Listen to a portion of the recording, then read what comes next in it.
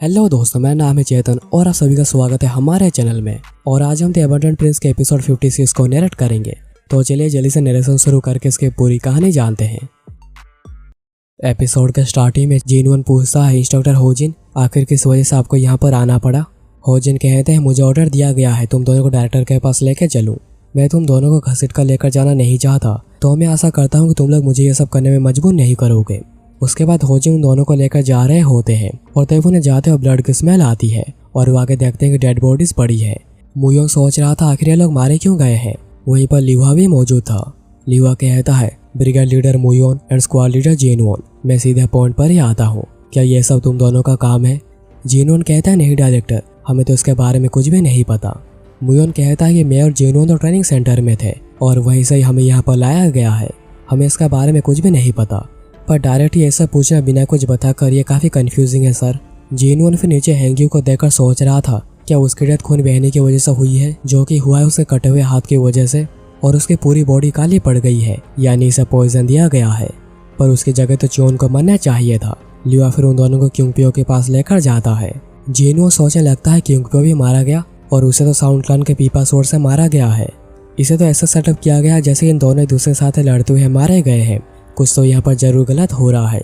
लिवा फिर उन दोनों को बुयांग के बॉडी के पास लेकर जाता है, जिसके पीठ पर गहरे हाथ के निशान थे। जीनो सोच रहा था टेक्निक तो डार्क क्लान की टेक्निक जैसा लग रहा है, फ्लोइंग डार्क क्लाउड पाम की फोर्थ टेक्निक, पर आखिर इसका निशान यहाँ पर कैसे बन गए, अभी मुझे समझ में आ रहा है आखिर हमारे ऊपर शक क्या क्यों जा रहा है। जीनोन कुछ कहने ही जा रहा था, तभी मुयोंग साउंड टेलीपैथी की मदद से कहता है, बिल्कुल भी रिएक्ट मत करो, ये एक ट्रैप है जो कि उसने हमारे लिए सेटअप किया है। मुयोन कहता है कि flowing dark cloud palm technique इसके सीक्रेट बुक लाइब्रेरी के 5th फ्लोर में रखा हुआ है। मैं सिचुएशन को हैंडल करने की कोशिश करता हूँ, तुम बस अपने इमोशंस को बीच में आने मत देना। मुयोंग सोचने लगता है, जियोन तुम्हें काफी अच्छा ट्रिक खेल गए, पर flowing dark cloud palm technique को यूज करने की मिस्टेक थी। जीनवन वहीं पर काफी घबराया हुआ था। ब्रदर सही थे, उस जियोन ने 7 टेस्ट को पास करने के बाद इस टेक्निक को सीखा है। लिवा फिर उन दोनों को फाइनल डेड बॉडी दिखाता है, जो देखकर उन दोनों के होश ही उड़ गए थे। जीनवन सोच रहा था आखिर ऐसा कैसे हो सकता है। उसके ऊपर भी flowing dark cloud palm technique का स्वॉर्ड का मार्क्स जो कि आए हैं डार्क डीमन के क्रशिंग स्वॉर्ड से, और इस टेक्निक को कहा जाता है लेफ्ट स्वॉर्ड राइट पाम। कहानी में आगे बढ़ने से पहले हम डार्क क्लान का थोड़ा अच्छे से जान लेते हैं। डार्क क्लान 6 मैन क्लान के टॉप पर आती है। Head of the dark clan and first council elder Mujin एक ट्रू मार्शल आर्ट मास्टर है, जो कि कल्ट के 2nd पोजीशन पर आते हैं, और वो 2nd पोजीशन में इसलिए आते हैं क्योंकि उन्होंने left sword right palm and right sword left palm को मास्टर किया है, जो कि उन्हें हेल्प करता है किसी भी हाथ से हमला करने में। और ये मार्शल आर्ट कहा जाता है कि बस मुजिनवन और मुयोन को ही पता है, और मुयोन ने इसका इस्तेमाल सबके सामने भी किया था येलो नेमटे को लेने के लिए। मुयोन सोच रहा था आखिर किस तरह का ट्रिक है जियोन, क्या उसने टेक्निक को रिक्रिएट कर दिया जो कि उसे 3 साल पहले बस एक मूवमेंट के लिए देखा था। ये तो कुछ ऐसा है जो कि मेरे ग्रैंडफादर भी नहीं कर सकते। तभी जीनोन कहने लगता है कि ये कोई षड्यंत्र है हमें फंसाने के लिए। मास्टर मुयोन तो हमेशा से ट्रेनिंग रूम में थे, तो आखिर वो कैसे उन्हें मार सकते हैं। लिवा कहता है, षड्यंत्र, आखिर तुम किस तरह के षड्यंत्र की बात कर रहे हो। लिवा कहता है, तुम्हें देखकर लग रहा है कि तुम्हें इसके बारे में पता है, वो सभी यहाँ पर गैदर क्यों हुए हैं। जीनोन सोचने लगता है कि दात मैंने गलती कर दी, अगर इसकी वजह से मेरे ब्रदर एकेडमी से निकाल दिए जाते हैं तो चियोन इस बैटल का विजेता घोषित किया जाएगा।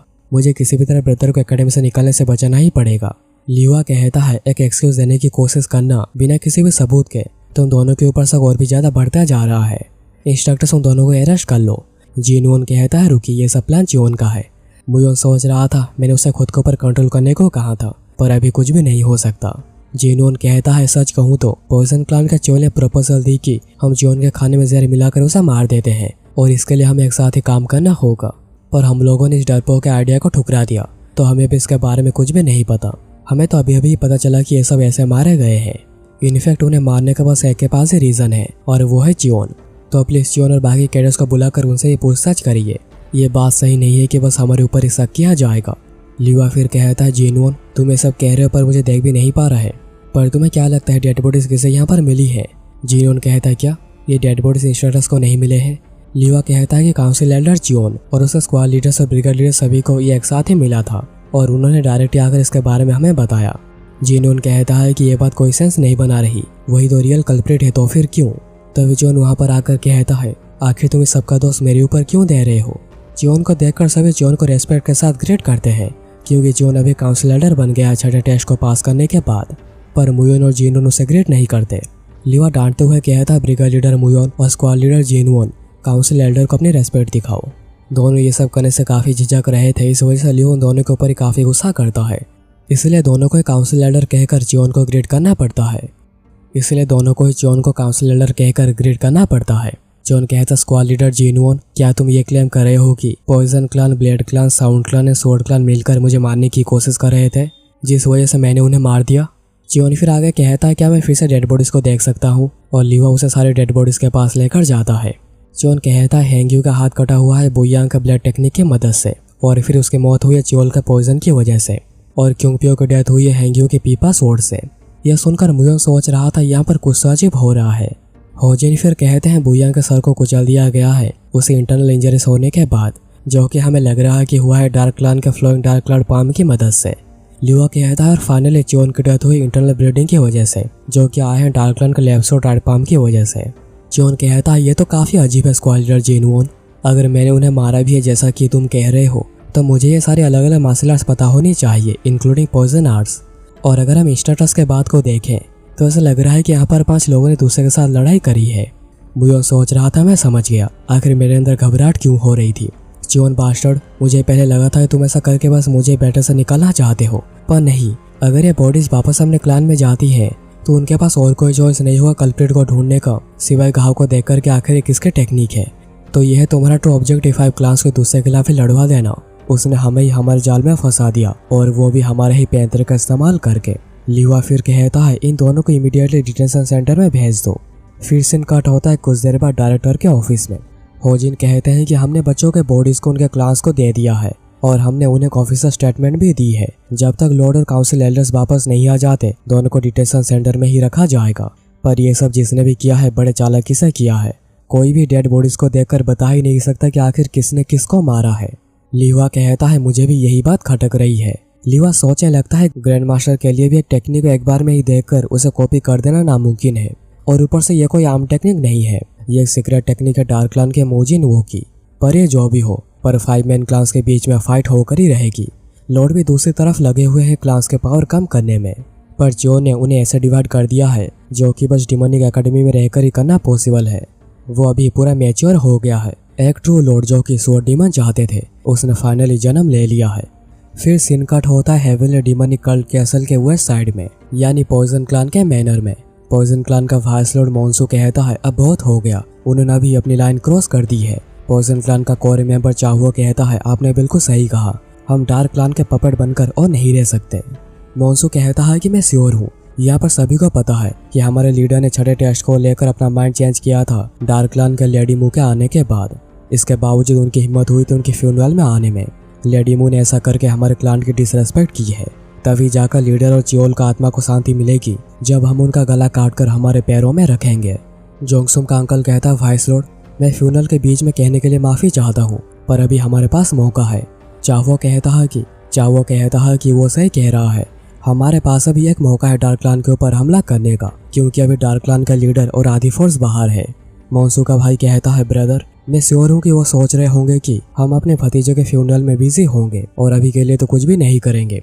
मोन्सू कहता है तुम बिल्कुल सही कह रहे हो, पर पहले हम चियोल का फ्यूनरल पूरा करेंगे, पर हमारे फोर्स को रात को 2 बजे गैदर कर देना।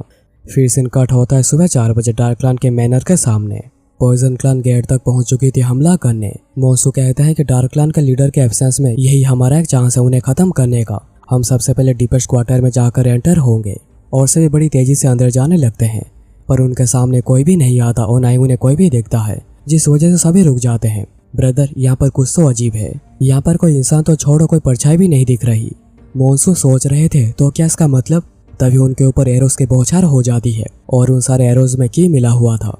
मोन्सू सभी को जल्दी से डॉज करने को कहता है, पर इस हमले में कुछ लोग तो मारे ही जाते हैं। मोन्सू कहता है क्या उन्हें ऑलरेडी पता चल गया कि हम उनके ऊपर हमला करने वाले हैं, पर हमने जबकि ये सब शुरू कर दिया है तो हमारे पास से भागने का कोई चारा नहीं बचा है। सभी लोग तब तक लड़ते रहना जब तक कि तुम्हारी मौत नहीं आ जाती, और सभी अपना पूरा जी जान लगाकर लड़ने लग जाते हैं। पर तभी वहाँ पर एक बूढ़ा आदमी आ जाता है और पॉइजन क्लान के लोगों को चींटियों की तरह मसलने लग जाता है। उन्होंने कहा था चूहे हमारे ऊपर हमला करने यहाँ पर जरूर आएंगे, और फिर वो बाकी सबको भी मारने लग जाते हैं। फिर वो कहते हैं कि दिन का आखिर में तुम सब बस कुछ नहीं छोटे छोटे चूहे हो। तभी उनके ऊपर मोन्सू हमला करने के लिए आ जाता है, पर वो मोन्सू के हमले को रोकते हुए कहते हैं क्या तुम ये पॉइजन क्लान के वाइस लीडर हो? सच में तुम काफी पैथेटिक हो। तभी लेडी मू वहां पर आकर कहती है, ये सब कितना बोरिंग है, सभी लोग बिल्कुल वैसे ही मूव कर रहे हैं जैसे कि हमने एक्सपेक्ट किया था। उनका हमें इतना अंडर एस्टिमेट करना क्योंकि हमारे लीडर अभी यहाँ पर नहीं है, ये काफी शर्म की बात है। तभी चाओ और बाकी जितने भी बचे हुए थे वो सभी लेडी मू के ऊपर हमला करने के लिए आ जाते हैं, क्योंकि उनका डार्क क्लान के ऊपर हमला करने का मेन रीजन है लेडी मू। पर लेडी मू को एक सेकंड भी नहीं लगता उन सभी को ही मौत के घाट उतारने में। मोन्सू ये देखकर काफी डर गया था। फिर ओल्ड मैन कहते हैं, यहाँ पर बस अभी तुम्हें बचे हुए हो। मोन्सू सोचने लगता है कि मैं बिलीव ही नहीं कर पा रहा, ऐसा मॉन्स्टर्स भी डार्क क्लान में है। मोन्सू फिर लेडी मू को कहता है, मुझे लगा था तुम लॉर्ड की पहली रखल के सिवा और कुछ नहीं हो, तो तुम अभी तक अपनी पावर छुपाती आ रही थी। लेडी मू कहती है कि मैंने छुपा नहीं रही थी, मैंने बस दिखाया नहीं था। और ये एपिसोड यहाँ पर ही खत्म हो जाती है। तो दोस्तों ये था आज का एपिसोड। तो जल्दी से कमेंट करके बताओ कि तुम्हें ये एपिसोड और मेरी नरेशन कैसी लगी। और अगर तुम्हें मेरे एफर्ट्स पसंद आए हैं तो चैनल को सब्सक्राइब करके बेल आइकन कॉल पे सेट कर देना, ताकि तुमसे ऐसी वीडियोस मिस ना हो जाए।